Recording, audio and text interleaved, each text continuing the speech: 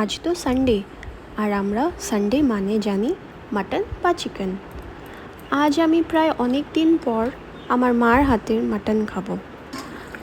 আমার মার হাতের মাটন দারুণ হয় খেতে।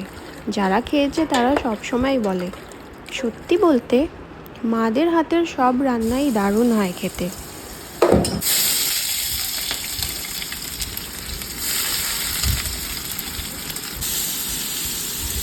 মা কি বানাচ্ছ?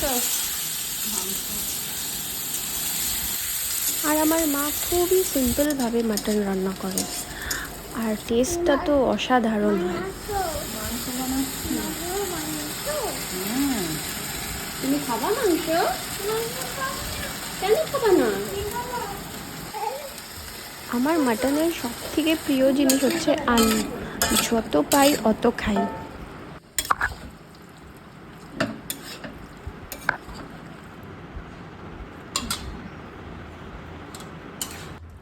তোমাদের সানডে কিভাবে কাটলো সেটা নিশ্চয়ই আমাকে জানাবে।